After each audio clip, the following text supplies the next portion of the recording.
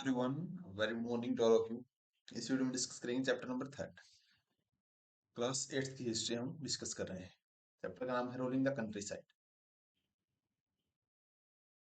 सबसे पहले दिखाया गया है कि Robert Clive accepting the diwani of Bengal. ये रॉबर्ट क्लाइव है एंड ये दीवानी मतलब जो रिवेन्यू राइट्स है कि हम यहाँ पे कलेक्ट कर सकते हैं टैक्स वगैरह। कहाँ कहाँ के? बंगाल, बिहार एंड उड़ीसा 1765 में। एंड ये इलाहाबाद जो ट्रीटी थी उसके बाद ही सामने आया था after battle of Buxar. The company become the diwan. Company दीवान कैसे बनी? 12 अगस्त 1765 में Mughal emperor appoint the East India Company as the diwan of Bengal and the actual event most probably कब हुआ था? इन द रॉबर्ट क्लाइव के टाइम में with the few Englishman and Indians as witness. कुछ ही लोगों ने इसको विटनेस किया था। But in the painting above the event is from the majestic occasion. यहाँ बहुत बड़ी ओकेजन वगैरह ये लोग बता रहे हैं।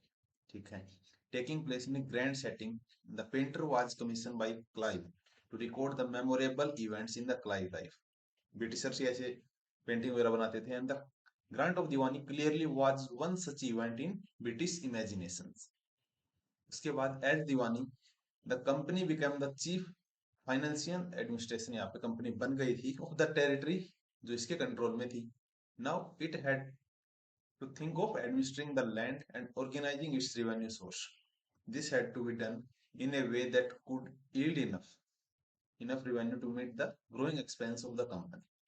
And a trading company had also to ensure that it would buy the products it needs and sell what it want. Company को ये भी देखना था कि कौन से प्रोडक्ट हम खरीद सकते हैं एंड कौन से यहाँ पे सेल कर सकते हैं। Over the year company also learn, company ने ये भी सीखा था कि it had to be move in some questions. जैसे बीइंग एन एलियन पावर बाहर से आए हो, it needed to pacify those who in the past has ruled the countryside and enjoy authority and prestige. Those who had held local powers had to be controlled, but they could not be entirely eliminated. Eliminate उनको हम नहीं कर सकते जो पहले से यहाँ पे है। How was this to be done? ये कैसे किया गया? In this chapter we will see how the company come to colonize the countryside. कैसे यहाँ पे अपनी कॉलोनी बनाई है, ऑर्गेनाइज रेवेन्यू सोर्सेज को यहाँ पे ऑर्गेनाइज किया गया है, रीडिफाइन किया गया है पीपल के राइट्स को एंड उनके प्रोड्यूस जो उनकी क्रॉप से आते थे जो उनको चाहिए, क्योंकि उन्होंने अपने हिसाब से क्रॉपिंग पैटर्न भी डिसाइड कर लिया था कि आपको इतने परसेंटेज पे नील वगैरह उगानी पड़ेगी, that is indigo. The company had become the diwan but it still so itself primary as a trader. But अब भी ये अपने आप को ट्रेडर की तरह ही देख रही थी। It wanted a large revenue income but was unwilling to set up any regular system of assessment and collection. ये ज्यादा आपकी टैक्सेस चाह रही थी बट कोई असेसमेंट और कलेक्शन का ऐसा रेगुलर सिस्टम इनके पास नहीं था। Then the effort was to increase the revenue as such.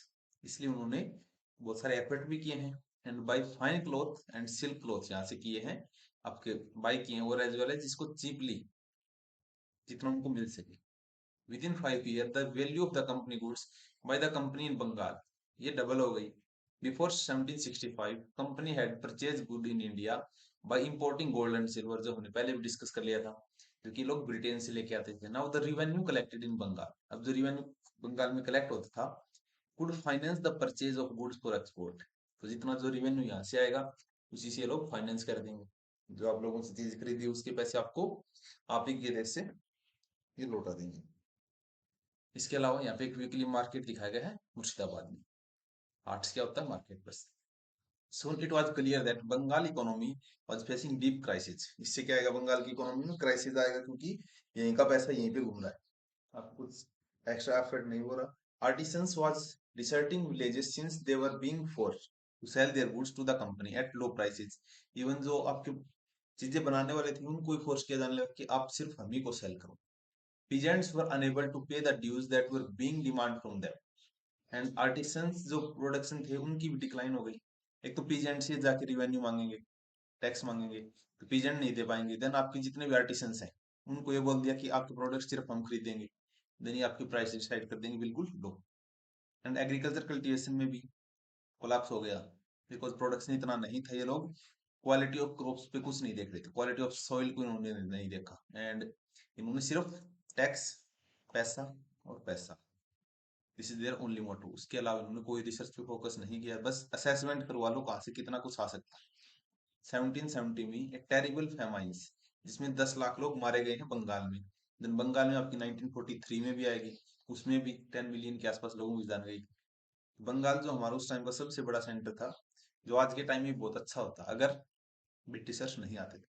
About 1/3 of the population was wipe, और आपकी 33% पॉपुलेशन यहाँ से हम बोल सकते हैं ड्यू टू फेमाइन चली गई थी। ये है आपका Cornwallis. To improve the agriculture, फिर ये क्या लेके आए हैं कॉर्नवालिस? इनको एक नाम बोला जाता है कि father of civil services in India, civil services. ठीक है, इन्होंने क्या किया था, परमानेंट सेटलमेंट लेके आए थे, वो हम आगे डिस्कस करेंगे। If the economy was in ruins, could the company be certain of its revenue income, कि कंपनी अपने रेवेन्यू इनकम के लिए सर्टेन हो सकती है? Most company official begin to feel that investment in land had to be encourage and agriculture had to be improve. फिर लोगों को ये लगा, जो कंपनी के ऑफिशियल थे, कि थोड़ा बहुत हमें इन्वेस्टमेंट लैंड में करना चाहिए, थोड़ा बहुत एग्रीकल्चर प्रोडक्शन को हम इम्प्रूव कर सकते हैं। देन आपके कॉर्नवालिस ने क्या किया, after 2 decades of debate, permanent settlement 1793 में लेके आएगा। हिंदी में इसको स्थायी बंदोबस्त बोलते हैं। इसमें क्या था हम देखेंगे। By the term of settlement, इस सेटलमेंट में जो राजा है और जो तालुकदार है वो रिकॉग्नाइज है जमींदार, इनको जमींदार बना दिया, और उनको पूछा गया to collect rent from the peasant and pay revenue to the company. मतलब नाम परमानेंट सेटलमेंट का है कि आप परमानेंट अब सेटल हो चुका है, इतना रिवेन्यू आप दोगे और आप ही कलेक्ट करोगे। फिर क्या करेंगे, तो जमींदार है ये सोचेंगे कि ज्यादा से ज्यादा कलेक्ट करें, बिकॉज यहाँ पे आई थिंक 1/10 इनके पास खुद रहता था एंड 9/10 ये कंपनी को देते थे। फिर सोचेंगे जितना ज्यादा आएगा उतना अच्छा है, ये फिर फार्मर्स को फोर्स करेंगे कि ज्यादा दो ज्यादा दो। फार्मर्स कहाँ से देंगे, किसी मनी लेंडर से उठा के दे देंगे, फिर फार्मर वापस कहाँ से देगा, नहीं दे पाएगा, फिर उसकी लैंड वो मनी लेंडर ले लेगा। तो इस तरह से फार्मर बिल्कुल, हम बोल सकते हैं जो कंडीशन थी फार्मर की, दी रोस्ट थी at that time. The amount to be paid was fix permanently, इसको परमानेंटली कर दिया गया। That is, it was not to be increase ever in future, इसको फ्यूचर में नहीं बढ़ाएंगे, लेकिन फिलहाल आप इतना कर रहे हो, ये आपका प्रैक्टिकल नहीं है।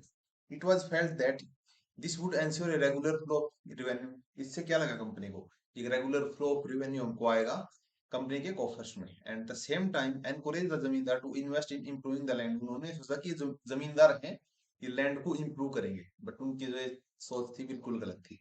जमींदार इसको इंप्रूव नहीं करने वाले, बिकॉज पीजेंट जो एक्चुअल में कर रहे हैं उनको बस ये फोर्स करेंगे। This the revenue demand of the state would not be increase, the zamindar would not benefit from increase the production from the land. Then problem क्या थी इसमें, permanent settlement however created the problems. Company official soon discovered that, company के official ने ये पाया कि जो जमींदार है were not in fact investing in the improvement of land, कि जो जमींदार हमने अपॉइंट किए हैं ये इम्प्रूवमेंट ऑफ लैंड नहीं कर रहे, और जो रिवेन्यू है that had been fix was so high, और जो हमने रिवेन्यू फिक्स किया है ये भी हाई था। दैट द जमींदार फाउंड इट डिफिकल्ट टू पे, जमींदार पे नहीं कर पा रहा है। कई बार ऐसा था कि जमींदार जो पीजेंट थे बोल देते कि आप अपने हिसाब से दे दो, जमींदार की भी मुश्किल है। Anyone who fail to pay the revenue lost his जमींदारी, अगर कोई जमींदार अपना रेवेन्यू पे नहीं कर सका, क्योंकि यहाँ पे उनका जो डायरेक्ट कनेक्शन था वो पीजेंट के साथ नहीं था, उनको पैसा चाहिए था जमींदारों से जिनको उन्होंने अपॉइंट किया है, जो तालुकदार वगैरह थे। अगर ऐसा उन्होंने नहीं किया तो उनकी जमींदारी छीन के किसी और को दे दी जाएगी। तो numerous zamindari were sold off at auction organised by the company, फिर कंपनी इनकी ऑक्शन करवाती थी, नीलामी, कि आप लोग जमींदारी लेना चाहो तो ले सकते हो। By the first decade of 19th century में the situation change, first decade of 19th century मतलब 1810 के आसपास, the price in the market rose and cultivation slowly expand, जो मार्केट में प्राइस थी वो एकदम से बढ़ गई और कल्टीवेशन स्लोली एक्सपेंड हो रहा था। This mean that an increase in the income of जमींदार, की जो जमींदार की इनकम है वो इंक्रीज होगी, but no gain for the company, लेकिन कंपनी के लिए कोई था ही नहीं रहा। Company since it would could not increase revenue demand that has been fixed permanently, और कंपनी ने फिक्स ही कर दिया, तो कंपनी को भी अब ज्यादा नहीं मांग सकती थी, बट उतना ही नहीं मिल रहा। इवन द जमींदार did not have an interest in the improving the land, but reality ये थी कि जमींदारों को लैंड इंप्रूवमेंट से कोई मतलब नहीं था। Some had lost their land, कई लोगों ने अपनी जमीनें खो दी in the earliest system of आपके जो सेटलमेंट था उसमें। Other now so the possibility of earning without the trouble and risk of the investment. कुछ लोग इसमें इन्वेस्ट नहीं करना चाहते थे, वैसे इसमें अर्न करना चाहते हैं। As long as zamindar could give out to the land to tenants and get rents and they were get interested in to improving the land. जबकि नॉट इंटरेस्टेड लिखा हुआ, तो इंटरेस्टेड भी ज्यादा नहीं थे कि लैंड को इम्प्रूव किया जाए। यहाँ पे लिखा है कोलब्रुक इन बंगाल रोय। बंगाल के जो रोहित किसको बोल रहे हैं, पीजेंट्स को, जो आपके किसान होते हैं, ryot. In many village of Bengal some of the powerful ryot, sorry, some of the powerful ryot did not cultivate. उस जो आपके बड़े जमींदार थे वो खेती नहीं करते थे, but instead gave out their land to others. अपनी जमीन किसी और को लीज पे देते, मतलब रेंट के, और हर साल उनसे रेंट लेते थे। 1806 में एसटी कोलब्रुक है, उन्होंने डिस्क्राइब किया है कंडीशन को इन बंगाल। द अंडर टेनेंट्स जो है डिप्रेस हो गए हैं बाय एक्सेसिव रेंट, बाय आपकी usurious returns for the cattle, seed, subsistence, advance to them, can never be extract themselves from डेब्ट। कि वो डेब्ट से बाहर ही नहीं आ सकते, उस कर्जे में ही डूब के मर जाएंगे। In so abject a state, they cannot labor in spirit, while they earn a scanty आपकी subsistence without hope for bettering their situation। अब यहाँ पे एक टर्म है महल। महल का मतलब है इन ब्रिटिश रिवेन्यू रिकॉर्ड्स के अंदर महल इज ए रिवेन्यू स्टेट। एक रिवेन्यू स्टेट ये एक विलेज भी हो सकता है और ग्रुप ऑफ विलेज भी हो सकता है बस। On the other hand, in the village the cultivator found the system extremely oppressive. बहुत ज्यादा ऑपरेसिव सिस्टम था आपका। The rent he paid to the zamindar, जो रेंट आपने जमींदार को पे किया है, was high and his right on the land was insecure. And to pay the rent he had to often take a loan from the money lender, जो हमने पहले discuss किया, वही बातें यहाँ पे बताई गई। A new system is device, फिर ब्रिटिशर्स नए एक सिस्टम लेके आए कि परमानेंट सेटलमेंट तो अब काम नहीं कर रहा, चलो दूसरा सेटलमेंट लेके आएंगे। By the early 19th century में many of company officials were convinced that system of revenue had to be changed again, कि अब इसको चेंज करना चाहिए।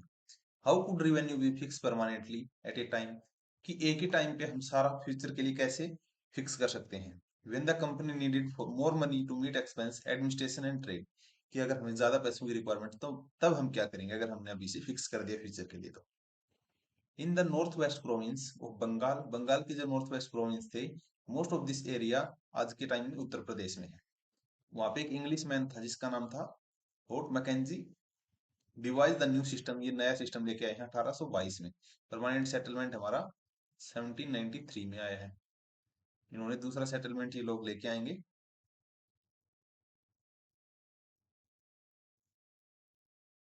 दैट इज महलवारी, जो ऊपर हमने नाम लिखा है ML।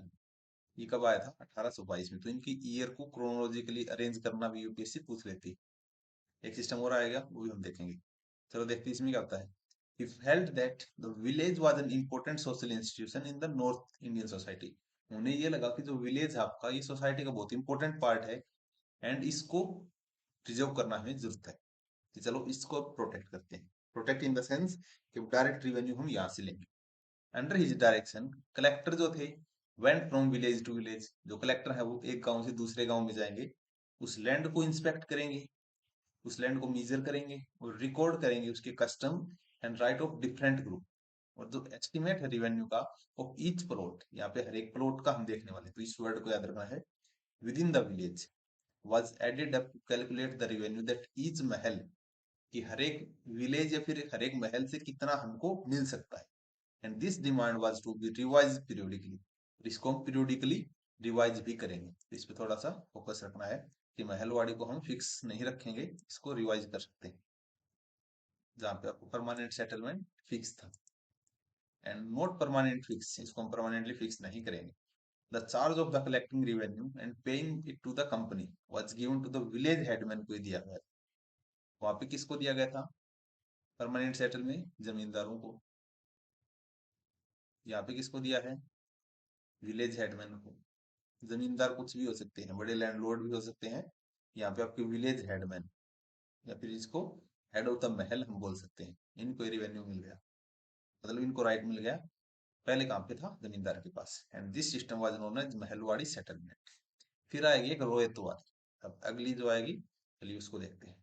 ये कौन लेके आया था, इनका नाम याद रखना है। Permanent settlement, Cornwallis, Mahalwari, Holt Mackenzie. और रोयतवाड़ी आपकी मुनरो।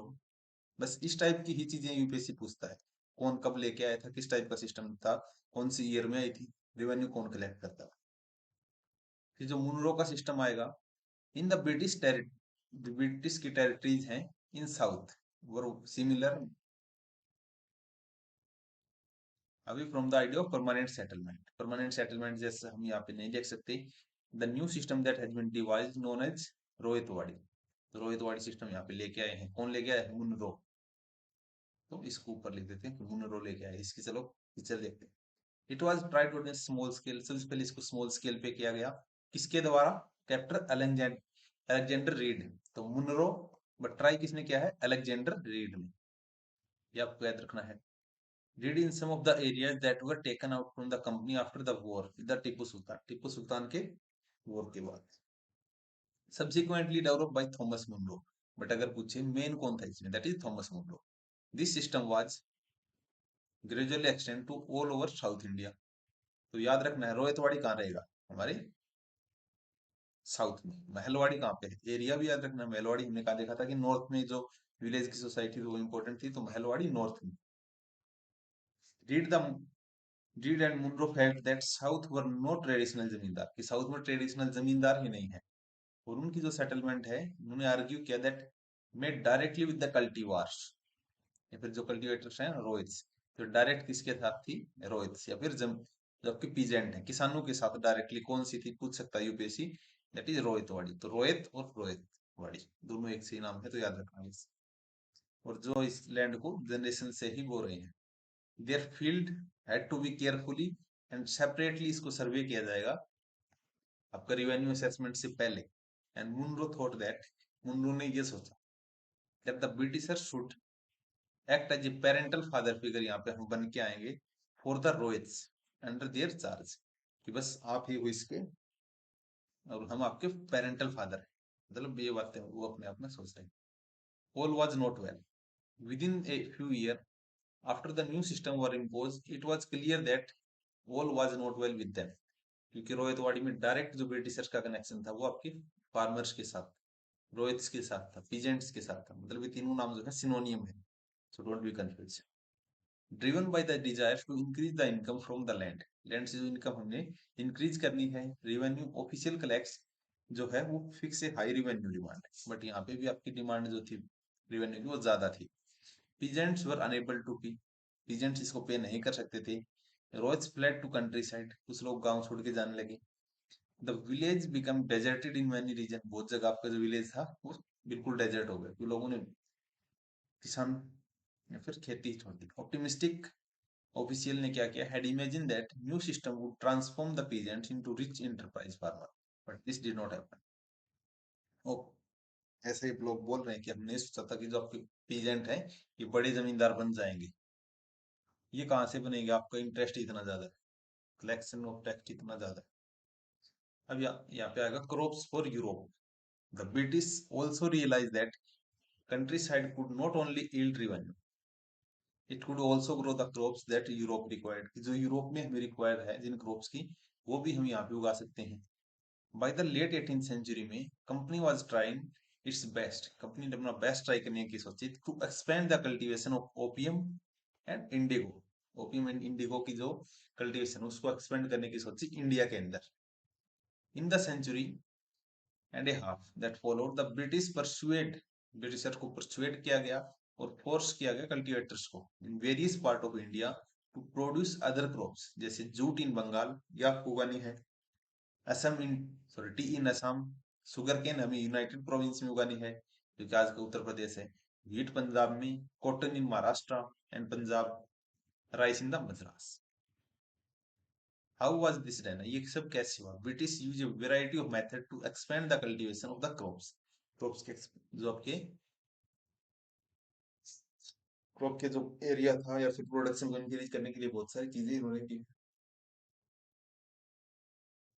यहाँ पे एक स्टोरी दी गई है। First of all, Kalamkari print है 20th सेंचुरी का इंडिया का, एंड मोरिस कॉटन है लेट 19th सेंचुरी का इंग्लैंड का। डच कलर है इस हिस्ट्री, क्या कलरों की भी कोई हिस्ट्री है? फिगर 5.6 और 2 इमेज दिखाई गई है कलमकारी प्रिंटेड, जो कि आंध्र प्रदेश में आज भी आपसे क्वेश्चन पूछ सकता है कि कलमकारी कौन से रीजन से एसोसिएट है। On the right floor cotton design जो है प्रिंट का, ये प्रोड्यूस बाय विलियम मॉरिस, जो कि फेमस पोइट है एंड आर्टिस्ट है 19th सेंचुरी का in Britain.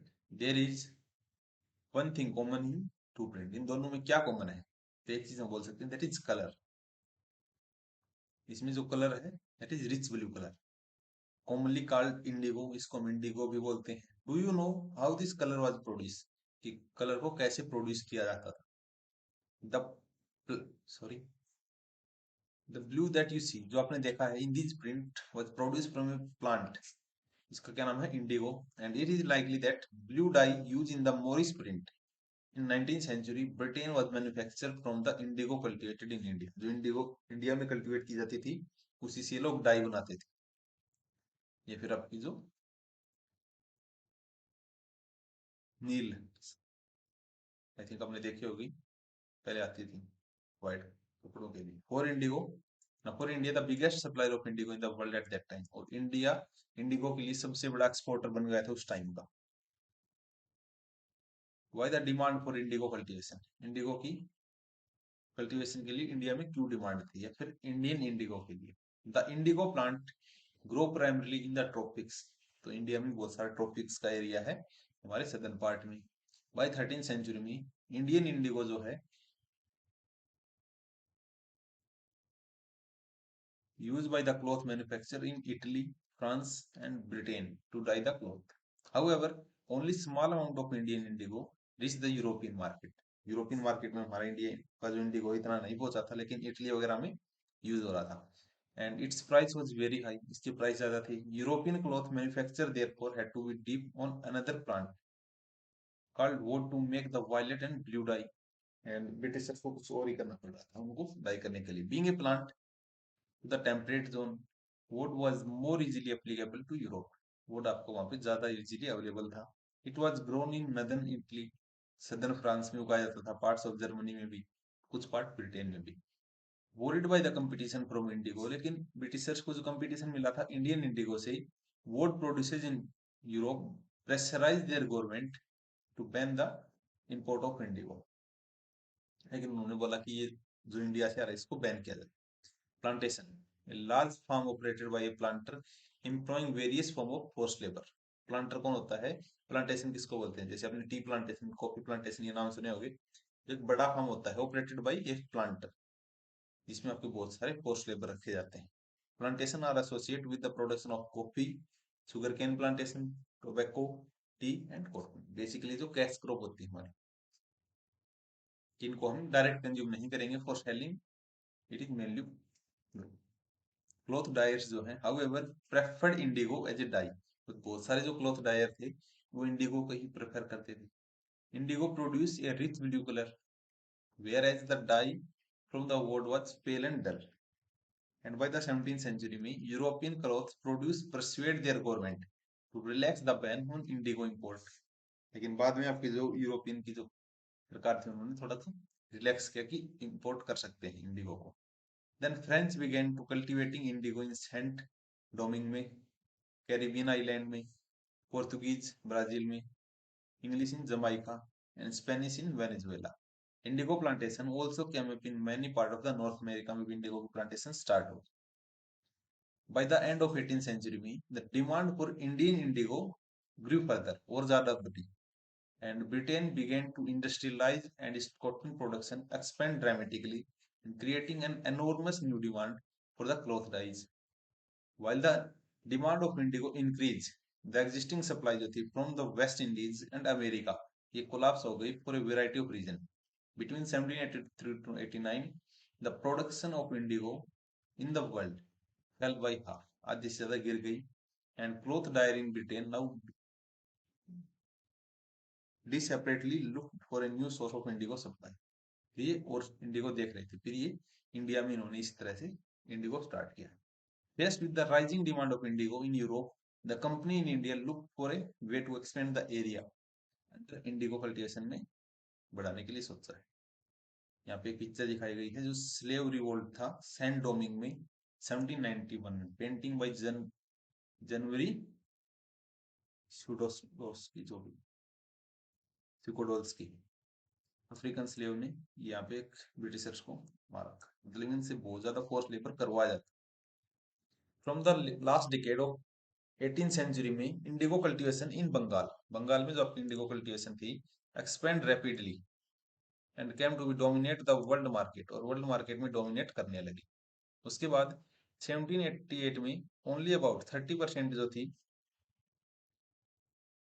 Imported into Britain was from India. 1788 में सिर्फ ये 30% थी जो इंडिया से इंपोर्ट होती थी, बट 1810 में प्रोपोर्शन कितना हो गया इसका 95% जो इंडिया से इंपोर्ट हो रही। And as the indigo trade grew, जैसे जैसे इंडिया जो इंडिगो का ट्रेड बढ़ रहा था, commercial agent and officials of the company begin investing in indigo production. जो कंपनी के ऑफिशियल हैं वो अपनी जॉब के अलावा यहाँ पे भी प्राइवेट ट्रेडिंग करने लगे। Over the year many company official left their job, अपनी जॉब भी छोड़ दी to look after the indigo business, और इंडिगो बिजनेस में वो इन्वॉल्व हो गए। Attracted by the prospects of high profit, बहुत सारे प्रॉफिट कमाने के बाद जो numerous Scotsman and Englishman came to India to become the planter बनने के लिए वो इंडिया में आए हैं। Those who had no money to produce indigo get a loan from the company and the banks, जो उस टाइम में होते थे। How was the Indigo cultivate, Indigo कैसे कल्टीवेट किया जाता था। इसमें दो सिस्टम बताए गए हैं इंडिगो कल्टीवेशन के, एक तो निज एंड एक रोयती। तो फर्स्ट आपको याद रखना है निज एंड रोयती जो वर्ड है, रोयत आपके जो पीजेंट होते हैं उनको बोलते थे, बट रोयती और निज ये आपके कल्टीवेशन ऑफ इंडिगो के दो मेथड थे। Within the system of nij the planter produce indigo in lands that he directly control. Nij cultivation में मतलब निज का मतलब क्या है, निजी हम बोल सकते हैं, ट्रिक हम बना सकते हैं, निजी मतलब डायरेक्ट कंट्रोल था। ही आइदर बोट द लैंड और रेंट इट फ्रॉम अदर जमींदार से उसको मिल जाएगी और प्रोड्यूस करेगा इंडिगो को directly employing the hired labour. उसके बाद इसको अच्छे से बता रखा है द प्रॉब्लम विद निज कल्टीवेशन। उससे पहले स्लेव क्या होता है, दास। आई थिंक इसको ज्यादा डिस्क्राइब करने की आवश्यकता नहीं है। The planter found it difficult, planter को डिफिकल्ट लगा to expand the area under nij cultivation, क्योंकि इंडिगो कल्टीवेशन भी cultivated only on fertile land में ही हो सकती है। एक बार आप अगर इंडिगो कल्टीवेशन करते हो तो उस लैंड की फर्टिलिटी ऑलमोस्ट खत्म हो जाती है। And these were all already densely populated, यहाँ पे लोगों की पॉपुलेशन भी ज्यादा थी, तो बहुत ज्यादा लैंड तो यहाँ पे नहीं थी। Only small plots scattered over the landscape, छोटे छोटे प्लॉट यहाँ पे हैं एंड कुड बी एक्वायर, इन्हीं को हम एक्वायर कर सकते हैं। Planters needed large area in compact block to cultivate the indigo in plantation, लेकिन प्लांटर्स जो हैं उनको बड़ी लैंड चाहिए थी। Where could get such land for, कहाँ से इनको मिल सकती थी। उन्होंने अटेम्प्ट किया है लीज पे लेने के लिए लैंड को in the indigo factory and evict the peasant from the area, और पीजेंट वहां से चले जाते को ये मन सकती। But this always led to conflict and tension, but इससे इनके जो कन्फ्लिक्ट थी वो ज्यादा होगा, क्योंकि जो पीजेंट है वो अपनी लैंड क्यों छोड़े। Now was the labour easy to mobilise, sorry nor the labour was easy to mobilise, को लेबर भी अच्छी इजीली मोबिलाइज नहीं होगी, नहीं मिलेगी easily. Large plantation required vast number of hand to operate and labor was needed precisely at a time when peasants were usually busy with their rice cultivation। लोग क्यों नहीं मिलेंगे, क्योंकि जो पीजेंट है वो राइस कल्टीवेशन में भी बिजी। निज cultivation on a large scale also required many blocks and blow, बहुत सारे आपके प्लोज आपको चाहिए जिसको हम हल बोलते हैं, और हल ब्लॉक्स दैट इज बेल। और one bigha of Indigo cultivation required 2 प्लो, और अगर आप एक बीघा में कर रहे हो तो आपको 2 हल चाहिए। दिस मीन दैट अगर प्लांटर 1000 बीघा पे कर रहा है तो उसको 2000 प्लो की जरूरत है। Investing of purchase and maintenance of plough was a big problem, यहाँ पे वो भी आपकी प्रॉब्लम थी कि हम इतने हल हैं वो कहाँ से लेके आए। nor could supply by easily got from the peasant since their plow and blocks were busy in rice field। तो जो अदर प्लांट है, सॉरी जो जो आपके पीजेंट है वो भी अपने हल और जो बैल है उनको राइस कल्टीवेशन में बिजी है। Again exactly at the time that Indigo planter needed them, यहाँ पे बताया गया बी का क्या होता है, unit of measurement of land, बस इतना याद रखना। अभी वैसे आपका स्टैंडर्डाइज्ड यूनिट बंगाल में 1/3 ऑफ एन एकड़, इसको बीघा बोला गया। Till the late 19th century तक जो प्लांटर है were therefore reluctant to expand the area under nij cultivation and less than 25% जो लैंड है producing indigo was under this system. उसके बाद सिर्फ 25% से कम ही ऐसी लैंड थी जो निज कल्टीवेशन में थी, तो ज्यादा किसमें थी, रोयती में। The rest was under the alternative mode of cultivation that is ryoti system. उसके बाद indigo on the land of ryots, इसके बारे में हम डिस्कस करने वाले हैं। यहाँ पे workers harvesting the indigo, you can see under the ryoti system the planter force करते थे रोयत्स को to sign a contract and agreement, जिसको क्या बोलते हैं, सट्टा। तो सट्टा आपको याद रखना है, इसका मतलब है agreement. At times they pressurise the village headman to sign the contract on behalf of the ryots. कई बार ये जो प्लांटर हैं फोर्सफुली जमींदार को बोलते थे कि अब जाओ और इनसे कॉन्ट्रैक्ट लिखो। Those who signed the contract got cash advance from the planter at low rate of interest to produce indigo. जिन्होंने कॉन्ट्रैक्ट कर लिया तो उनको जो ब्रिटिश प्लांटर्स हैं वो लोन दे देंगे, अगर आपके पास पैसा नहीं है तो, eight low rate of interest, but the loan committed the Rohit to cultivating the indigo at least 25% of the area under his holding। लेकिन एक कॉन्ट्रैक्ट में ये बात भी थी, अगर आपके पास 10 एकड़ जमीन है तो 25% पे 2.5 एकड़ पे आपको इंडिगो ही उगानी पड़ेगी। And the plant provided the seed, जो प्लांटर है वो आपको सीड भी प्रोवाइड करवाएगा एज वेल एज ड्रिल भी, while the cultivator prepared the soil, लेकिन आपको सोइल प्रिपेयर करनी पड़ेगी, इसमें सीड उगाने पड़ेंगे और इसकी देखभाल करनी पड़ेगी। The indigo plant being brought the field to the factory में लेके जा रहे हैं। हाउ इंडिगो वाज प्रोड्यूस्ड, कैसे इसमें इंडिगो प्रोड्यूस की जाती थी। An indigo factory located near indigo field, painting by William Simpson in 1863। यहाँ पे एक बीटर वैट है जिनमें लोग इसको लेके इसको हिला रहे हैं। एक आता है फर्मेंटिंग वेट, इसके बारे में देखने को। The Indigo village were usually around, Indigo factory के आसपास ही आपके विलेज थे जो कि प्लांटर के पास थे। After harvest the indigo plant was taken out to the vats in the indigo, जो वेट्स हमने देखे हैं इस टाइप के, ठीक है। 3 or 4 vats were needed to manufacture the dye, each vat had a separate function था। The leave stripped off the indigo plant were first stroke in the warm water, पहले इसको वार्म वाटर में हम डबोएंगे in a vat and known as fermenting, और steeper vat इसको बोलते हैं कई घंटों के लिए। When the plant fermented and the liquid began to boil, जब आपकी जो पत्तियां हैं अपना कलर छोड़ना स्टार्ट करेंगे। Now the rotten leaves were taken out and liquid drain into another vat, जो आपको जो पानी बिल्कुल बोल सकते हैं हम ग्रीन हो जाए, ग्रीन बोल ब्लू, एंड सिर्फ लिक्विड रहेगा, देन उन पत्तों को निकाल लिया जाएगा और वो जो लिक्विड है उसको आगे फर्दर देखा जाएगा। सेकेंड जो वेट होता है known as beater vat, the solution was continuously stirred and beaten with the paddle, paddle से इसको कंटिन्यू वो किया जाएगा ताकि ये और ज्यादा गाढ़ा बने। When the liquid gradually turned green and then blue and lime water was added to vat, फिर उसमें लाइम वाटर आप ऐड करोगे। Gradually the indigo separate out in the flakes and muddy sediment settled at the bottom and vat in a clear liquid rolls to the surface, फिर जितना भी आपका जो solid part है वो नीचे जम जाएगा एंड जो सिर्फ पानी है वो ऊपर आए। The liquid was drained of, फिर जो लिक्विड को बाहर निकाल देंगे एंड इंडिगो पल्प अलग करके ट्रांसफर टू अनदर वेट, जिसको हम सेटलिंग वेट बोलते हैं। ये पूरा आपसे नहीं पूछेगा कि what is indigo cultivation, just हम समझ रहे हैं। And then pressed and dried for sale, इसको ड्राई करके आप सेल कर सकते हो। ये वेट बीटर होता है। बस एक मिनट, हमने कुछ next we have left something नहीं किया अभी तक।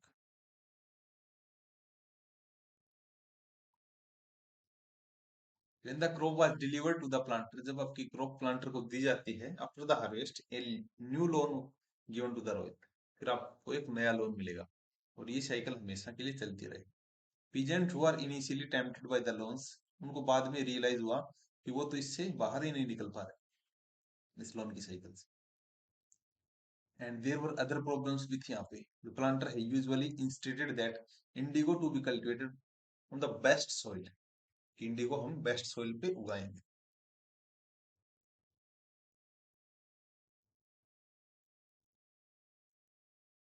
जहाँ पे आपके जो पीजेंट्स हैं prefer to cultivate the rice, indigo moreover have deep root इसकी होती है and exhaust the soil rapidly, rapid soil की जो फर्टिलिटी है उसको डिग्रेड करेगा। आफ्टर एन इंडिगो हार्वेस्ट के बाद the land could not be sown with the rice, sown rice के साथ ग्रो नहीं कर सकते।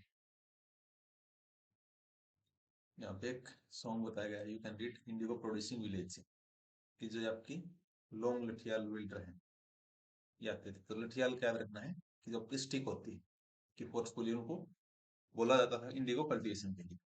ब्लू रिवॉल्यूशन यहाँ पे निकल के आएगा, सॉरी ब्लू रेबेलियन याद रखना है।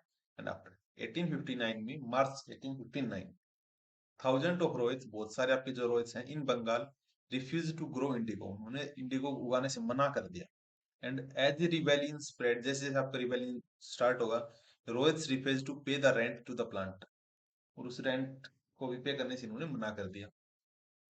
And attack the indigo factories armed with the sword and spear, और वहां पे ही अटैक बोल दिया, यहाँ पे इनकी फैक्ट्री थी। Those who work for the planter were socially boycotted, उनको कर दिया।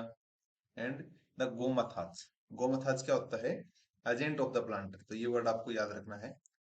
Who came to collect rent were beaten up, ryots swore and they were no longer take advance to show the indigo, उन्हें कोई भी एडवांस लेने से ही मना कर दिया। And not build by the planter lathiyals, जो लाठी बिल्डिंग स्ट्रॉन्गमैन होता था maintain by the planters. Why did the indigo peasant decide they would no longer remain silent, क्यों वो साइलेंट ज्यादा देर नहीं रहेंगे। What gave the power to rebellion, वो क्या ऐसी पावर मिली कि वो रिबेलियन कर सकते हैं। Clearly the indigo system was intensely oppressive, थोड़ा सा oppressive था, but those who are opposed do not always rise in rebellion, and they do know, and they do so only at a time। फिर बताया गया 1859 में Indigo revolt Rohit जो है felt that they had support of the local जमींदार, and village headmen को support मिलेगा in the rebellion against the planters। In many village headmen who had been forced to sign indigo contract, क्योंकि जो वहाँ के headman थे उनको भी तो प्लांटर या के फोर्सफुली बोलते थे कि आप कॉन्ट्रैक्ट करवाइए, तो वो भी कहीं ना कहीं परेशान थे। And mobilise the indigo peasant and fought peace battle and lathiyas with the lathiyal. And in other place even the zamindar जो है went around village urging the Rohits to resist the planter, and these जमींदार were unhappy with the increasing power of the planter, in planter की ज्यादा power बढ़ रही है, तो कहीं ना कहीं जमींदार भी दुखी थे। एंग्री थे at being forced by the planters, and अपनी लैंड को लीज पे देने के लिए भी वो खुश नहीं थे। The Indigo peasants also imagine that, उन्होंने ये सोचा that British government would support them in their struggle against the planter, कि जो ब्रिटिश गवर्नमेंट है वो इनको मदद करेगी प्लांटर्स के खिलाफ लड़ने के लिए, बट प्लांटर खुद ब्रिटिश सर से है।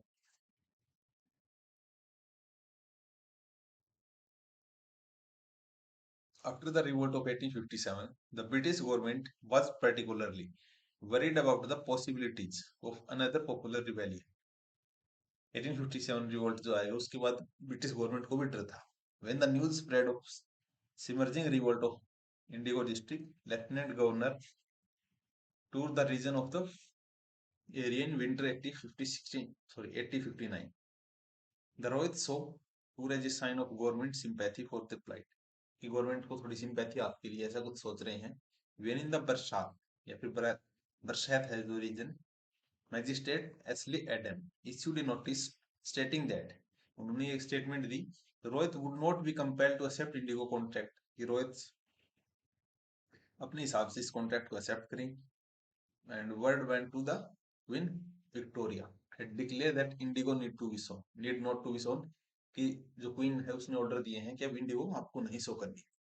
Eden was trying to placate peasants and control an explosive situation, but his action was read as support for the rebellion. And as the rebellion spread, intellectuals from the Calcutta rushed to the Indigo district. They wrote of the misery Rohit and tyranny of the planters and the horrors of the Indigo system. Worried by the rebellion, the government brought in military to protect the planter and assault. ये सब the commission आपको बता गया है. The commission held the planter guilty and criticized them for coercive method, and they used with the indigo cultivars के साथ उन्होंने किया है. And it declared that indigo production was not profitable for Rohits. कि रोहित के लिए, जमींदार के लिए, आपके पीजेंट्स के लिए, जमींदार में बार बार यूज कर रहा हूं तो कॉमन आपके किसान के लिए. The commission asked the Rohits to fulfill their existing contract. उन्होंने बोला कि इनका जो एग्जिस्टिंग कॉन्ट्रैक्ट है ये आप फुलफिल कर सकते हो. ये बात रोहित को बोली गई. But also told them that they could refuse to producing indigo in future. But आप फ्यूचर में इनको मना कर सकते हो. उसके बाद I would rather beg with the sow indigo. हल्दी मोजा एंड इंडिगो कल्टिवेटर है चांदपुर में, उन्होंने ऐसा कुछ बताया है. You can read. After the revolt indigo cultivation collapse हो गया बंगाल में. But planter now shifted to Bihar. फिर आपके प्लांटर बिहार में चले गए. With the discovery of synthetic dye जब आ गई लेट 19th सेंचुरी में, उनका बिजनेस सीवियरली अफेक्ट हुआ है. But they yet manage to expand the production. जब गांधी जी आएंगे साउथ अफ्रीका से 1915 में, a peasant from the Bihar persuaded him to visit the Champaran. एक पीजेंट आपके बिहार के राजेंद्र शुक्ला, वो उनको परसुएड करेंगे कि आप हमारे साथ चलो, वहां पे इंडिगो कल्टिवेशन की हालात देखो. Mahatma Gandhi visit in 1970 mark with the beginning of the Champaran and movement चला था अगेंस्ट द इंडिगो प्लांटर्स के. यहाँ पे बताया गया है वेस्ट इंडीज में कैसा कुछ था. वेस्ट इंडीज मैंने आपको पहले बता दिया था. वेस्ट में इंडीज नाम क्यों पड़ा है, क्योंकि इंडिया में जब पोर्तुगीज आ रहे थे उसमें से एक क्रिस्टोफर कोलंबस, वो ड्यू टू स्ट्रॉन्ग वेस्ट की साइड चला गया. उसको कुछ दिखा नहीं, फिर जहाँ पे हो गया उसने उसका नाम रख दिया वेस्ट इंडीज. की वेस्ट में जो इंडिया है, हमारा इंडिया कहाँ पे, ईस्ट में. इन देयर प्रोस्पेक्टिव, उनके हिसाब से. In the early 18th century में फ्रेंच मिशनरी है Jean Baptiste travelled in the Caribbean island में हो गए और wrote extensively about the indigo वहां के रीजन के हिसाब से. तो वहां पे भी आपके इंडिगो कल्टिवेशन होते थे. बस इतना है. In this chapter we have discuss about ryoti, mahal, nij and Rohit. चलो इसको देखते हैं. रोहित क्या होता है, पीजेंट. महल क्या था, एक यूनिट थी या फिर ग्रुप ऑफ विलेज. निज क्या है, जो कि रोहित कल्टीवेशन के लिए. रोहिती क्या है, कल्टीवेशन ऑफ प्लांट खुद की लैंड पे. सॉरी, रोहिती की लैंड पे. और निज में क्या करेंगे, प्लांटर्स ऑन लैंड, ऐसा कुछ था. So that's it in this chapter. मिलते हैं नेक्स्ट वीडियो में चैप्टर नंबर 4 के साथ. आज के लिए बस इतना ही. Thank you. Have a nice day.